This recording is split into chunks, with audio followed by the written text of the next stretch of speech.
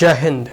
आइए अब हम लोग जैसे लोकपाल और लोकायुक्त के बारे में पढ़ रहे हैं, उसी में आज हम लोग फीचर ऑफ द लोकपाल और लोकायुक्त बिल 2011 के बारे में जानेंगे। ठीक है कि 2011 में जो लोकपाल और लोकायुक्त की जो व्यवस्था करने का सरकार या फिर बिल लाकर पूरे के पूरे इस इंस्टीट्यूशन को इस्टेब्लिश करने का प्रयास जो सरकार के द्वारा उस वक्त की तत्कालीन सरकार के द्वारा किया जा रहा था, उस बिल में क्या क्या इनके फीचर्स थे। ठीक है, और सामान्यतः अभी भी लोकपाल लोकायुक्त के बारे में जब हम पढ़ेंगे तो उसमें भी जानेंगे इन तमाम इंपॉर्टेंट फीचर्स को। तो आइए अब हम लोग जानते हैं इसमें कितने मेंबर्स होते हैं, इनके क्या क्या मुख्यतः जो है इनके कार्य और इनकी शक्तियां हैं, एक प्रकार से इनके चरित्र के बारे में ओवरऑल जो है हम पूरा जानने का प्रयास करेंगे। तो सबसे पहले जानेंगे इट कंसिस्ट चेयरपर्सन। देखो कोई भी कमीशन कोई भी कमिटी देखो उस एक कह सकते हैं कि नेतृत्व होते हैं, जो कि नेतृत्व पूरे के पूरे टीम को करते हैं। ठीक है, जैसे टीम इंडिया में कैप्टन होता है, ठीक उसी प्रकार कोई भी कमीशन वगैरह होता है, आयोग वगैरह जब बैठती है या कोई कमेटी वगैरह होती है तो उसको एक चेयरपर्सन या चेयरमैन बनाए जाते हैं।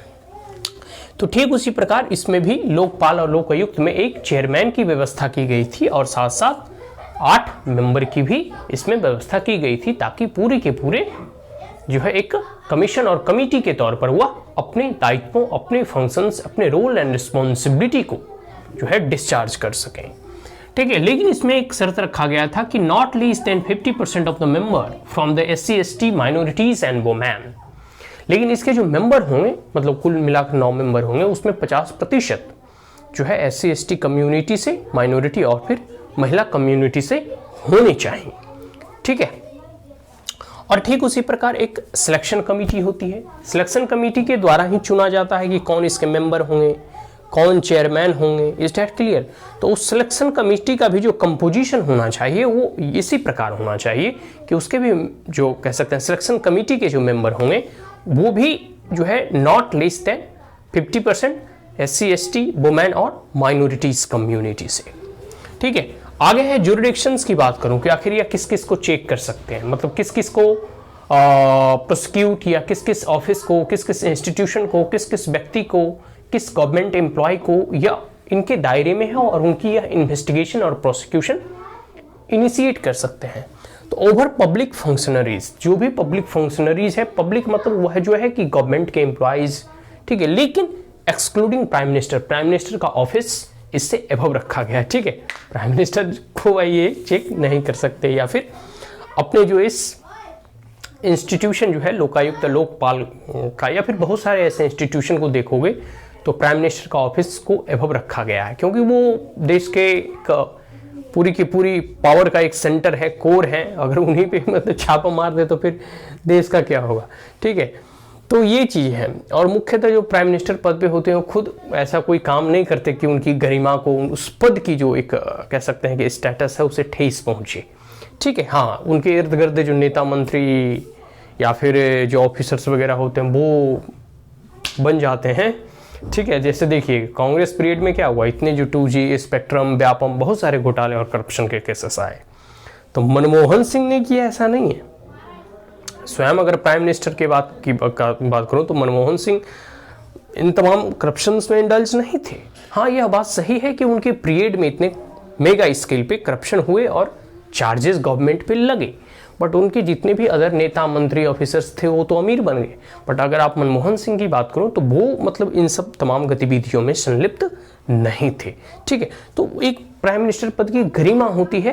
ठीक है, हालांकि वो सही रूप से उसे मैनेज नहीं कर पा रहे थे या फिर कोलाइजन गवर्नमेंट थी तो घिंचा तारी होता रहता है, तो ये सब सारी चीज़ें हो सकती है। पॉलिटिक्स में अपनी जगह कह सकते हैं कि हर चीज़ का एक मतलब समय होता है कि जितना कह सकते हैं कि bold decision prime minister Modi के द्वारा लिया जाता है, शायद उन्होंने उतना बोल्ड डिसीजन नहीं लिया। यह भी एक कारण हो सकता है कि कोलाइजन गवर्नमेंट थी, या सबकी अपनी अपनी कार्य करने की एक शैली होती है। Isn't it? जितनी डेमोक्रेटिकली कह सकते हैं कि बीजेपी की पार्टी फंक्शन करती है उतनी डेमोक्रेटिक वे में कांग्रेस फंक्शन नहीं करती। वहाँ एक वन फैमिली रूल है और यहाँ जो है 3 साल में नए अध्यक्ष का चुना जाना, या फिर मतलब एक देखते हो मतलब बीजेपी में कोई ये नहीं है कि भाई इसी व्यक्ति का चाचा ताऊ भतीजा या फिर फादर ग्रैंड फादर या फिर मतलब एक व्यक्ति की सत्ता वहाँ नहीं होती, एक आत्म सत्ता या एक आत्म अधिकार वहाँ नहीं होता। तो बहुत सारे ऐसे कारण हैं जो कि गवर्नमेंट की नीति, पॉलिसी और उनके डिसीजन मेकिंग कैपेसिटी को इन्फ्लुएंस करता है। तो जो इस पद पे रहते हैं, और सबसे बड़ी बात है कि इनकी एक जिम्मेदारी है, वर्ल्ड स्टेचर पे लोग भारत को और भारत के प्राइम मिनिस्टर को जानते हैं। ठीक है, भले ही या कह सकते हैं कि हमारे देश में प्रथम व्यक्ति जो है वो प्रेसिडेंट होते हैं। ठीक है, मतलब फर्स्ट जो हेड ऑफ द कंट्री पूरे के पूरे कह सकते हैं कि वो प्रेसिडेंट होते हैं, but head of the government वो फर्स्ट व्यक्ति अगर कोई होते हैं, ठीक है, तो वो प्राइम मिनिस्टर होते हैं। तो इस परिदृश्य में देखते हो, कहीं भी अगर समिट लेवल की डेलीगेशन कोई जाता है या फिर कहीं भी विदेशों में अगर भारत को रिप्रेजेंट करना होता है तो वो प्रधानमंत्री करते हैं। ठीक है, तो जितने भी पब्लिक फंक्शनरीज हैं उस पर तो लोकायुक्त और लोकपाल जो है वहाँ प्रोसिक्यूशन और इन्वेस्टिगेशन कर सकती है, लेकिन ये प्राइम मिनिस्टर के ऑफिस को सिर्फ एक्सक्लूड करके रखा गया है। लेकिन प्राइम मिनिस्टर के बाद जितने भी मिनिस्टर हैं, एमपी हैं, पब्लिक सर्वेंट हैं, ठीक है, ये सब सारे जो है under the prevention of corruption act 1988 के अंतर्गत आते हैं। तो जितने भी मंत्रालय, ठीक है, apart from the prime minister को छोड़ के जितने भी मंत्री वगैरह हैं, एमपी वगैरह हैं, पब्लिक सर्वेंट हैं, ठीक है, ये इन तमाम लोगों को जो है अंतर्गत रखा गया है प्रिवेंशन ऑफ करप्शन एक्ट 1988। ठीक है, और उसके बाद group A, B, N, C, D जो भी केंद्र सरकार के ऑफिस कह सकते हैं कि चाहे ग्रुप ए में काम कर रहे हो, ग्रुप बी में काम कर रहे हो, ग्रुप सी एंड डी, ठीक है, किसी भी ग्रुप में कोई भी कर्मचारी जो केंद्र सरकार के अंतर्गत है उसके ऊपर जो है लोकायुक्त और लोकपाल का डंडा कभी भी चल सकता है। Corporation Holi and partly funded by the government of India, और कोई ऐसी संस्था, कोई पब्लिक सेक्टर ऐसे यूनिट जो कि भारत सरकार के द्वारा या तो पूरी तरीके से भारत सरकार के द्वारा संचालित किया जाता हो या वह पार्शियली और थोड़े बहुत उसकी जो है फंडिंग जो है सरकार के द्वारा की जाती है, ऐसे तमाम जो है फाइनेंस्ड बाय द गवर्नमेंट जितने भी corporation, company, public sector unit हैं वो भी लोकपाल और लोकायुक्त के अंतर्गत आता है। उसकी इन्वेस्टिगेशन और एक प्रकार से कह सकते हैं कि इंक्वायरी इनके द्वारा की जा सकती है अगर कोई भी करप्शन वगैरह के चार्जेस या मैटर या इशू अराइज होते हैं तब। ठीक है, तो ये सब है। इसके साथ साथ बहुत सारे ऐसे एनजीओ वगैरह होते हैं जो कि फॉरेन से जिनकी फंडिंग होती है। ठीक है, बहुत सारे एनजीओ वगैरह चैरिटेबल वर्क के लिए उन्हें फॉरेन के लोग जो है फंड करते हैं। तो वैसे कह सकते हैं कि एनजीओ वगैरह जिसकी 10 लाख से अधिक फॉरेन से फंडिंग होती है वो इंस्टीट्यूशन को भी लोकपाल और लोकायुक्त के अंतर्गत रखा गया है। ठीक है, तो ये सब सारे इनके ज्यूरिडिक्शंस हो गए कि किन किन पर यह निगरानी रख सकते हैं।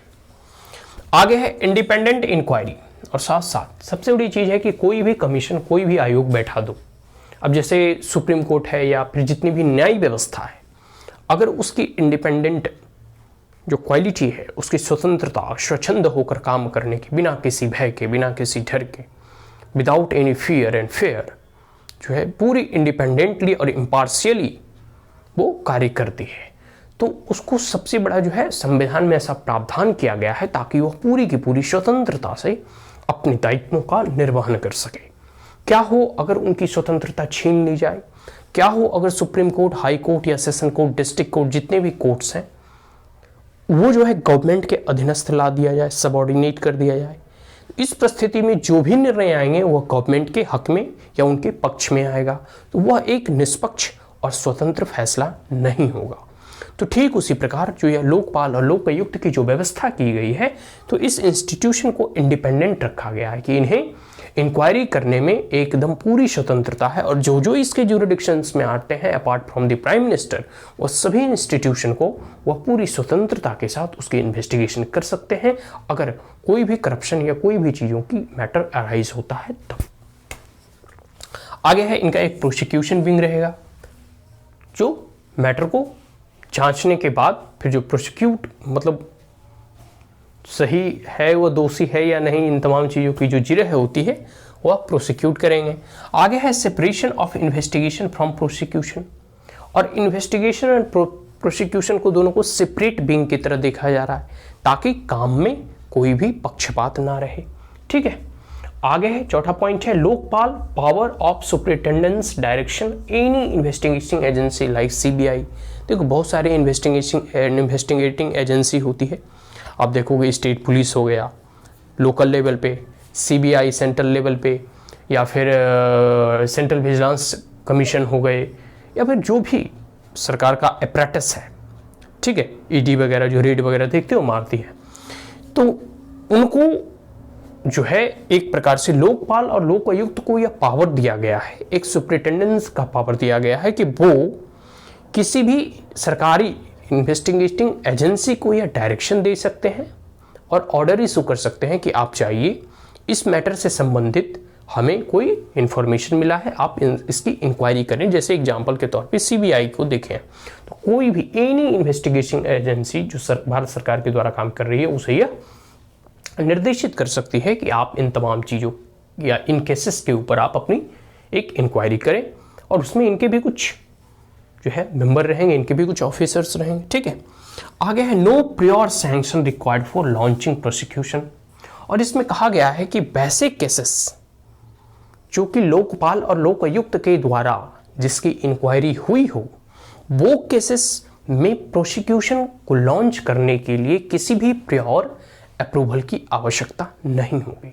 ऐसे आप बहुत सारे देखोगे डिपार्टमेंट वगैरह रहते हैं ना, या फिर हायर ऑफिसर जो एक ग्रुप के ऑफिसर्स होते हैं, उनको बहुत सारा प्रोटेक्शन दिया जाता है कि अगर उनके खिलाफ या फिर जितने भी एमपी वगैरह रखते हैं उनकी अपनी एक इंडिविजुअल प्रिविलेज और कलेक्टिव प्रिविलेज भी होता है पार्लियामेंट की, तो उन्हें कुछ चीज़ों से अभव रखा जाता है। ठीक है, ताकि कभी भी ऐसी परिस्थिति उत्पन्न ना हो, और उन्हें अगर कोई अरेस्ट करता है तो पहले स्पीकर वगैरह से या फिर जो भी उस इंस्टीट्यूशन के हेड रहते हैं, उस डिपार्टमेंट के हेड रहते हैं, उनसे अप्रूवल लेने की आवश्यकता होती है।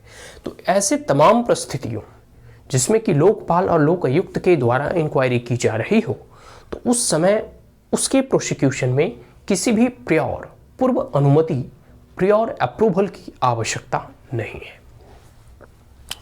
आगे है attachment and configuration of the property. देखो, अब मान लो कोई बहुत बड़ा मेगा स्केल पे करप्शन होता है और करप्शन के पैसा जो है अपने पास उसके पास पाया जाता है, या अवैध संपत्ति या इतनी संपत्ति जिसको कि कह सकते हैं जिसकी कर ना दी गई हो, वही होता है ब्लैक मनी वगैरह भी उसी को कहते हो आप लोग।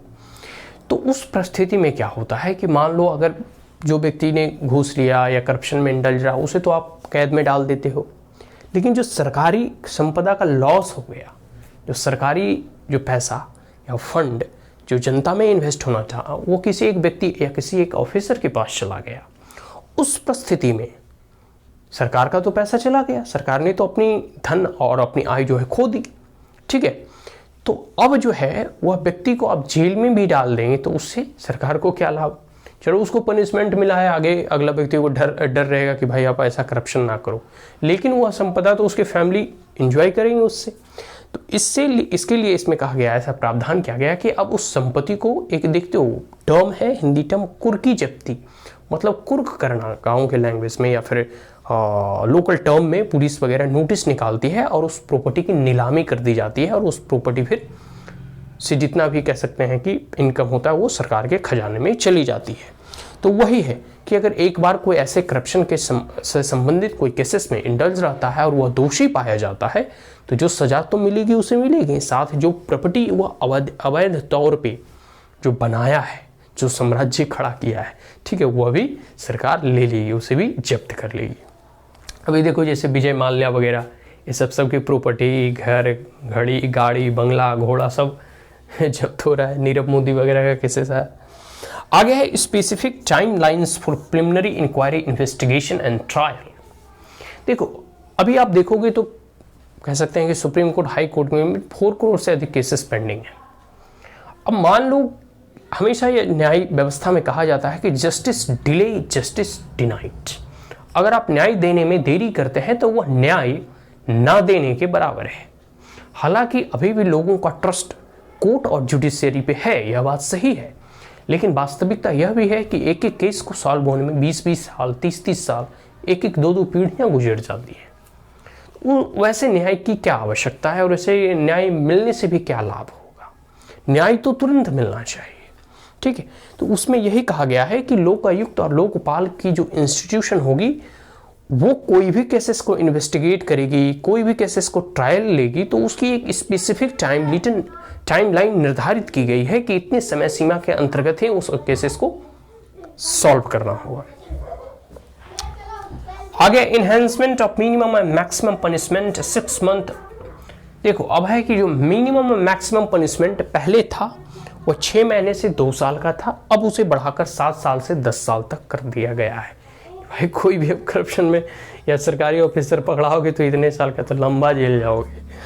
ठीक है, आगे है पावर टू रिकमेंड ट्रांसफर और suspension of the public servant. और उसके बाद क्योंकि कई बार जो है करप्शन वगैरह देखते हो, मतलब कह सकते हैं ना कि अगर घर का भेदी लंका ढाए, बाहर के लोग जो करप्शन करते हैं तो उसमें कोई ना कोई अंदर वाले भी इन्वॉल्व रहता है।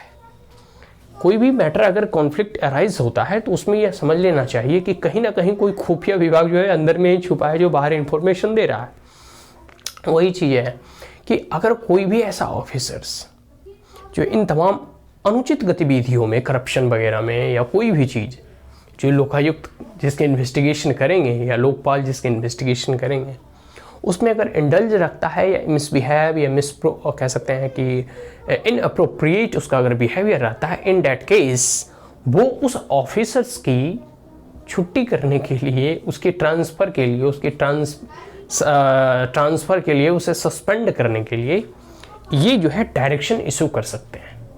ठीक है, आगे है empower to constitute sufficient number of special court, और साथ साथ इन्हें यह एम्पावर किया जाएगा, इन्हें यह शक्ति प्रदान की जाएगी कि यह नंबर ऑफ कोर्ट को इस्टेब्लिश कर सके ताकि टाइमलाइन और स्पेसिफिक टाइम में कोई भी केसेस को निपटा जा सके।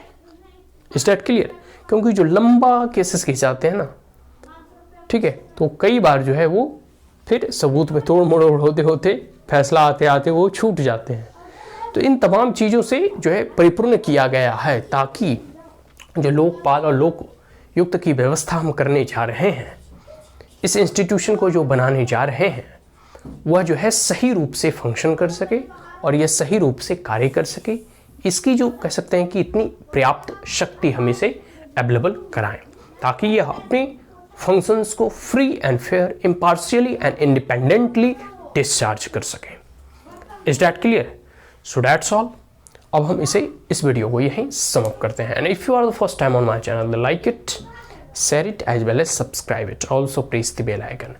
And if there were any queries, comments, suggestion, advice, you may comment in the comment box. Thank you once again. Have a great day.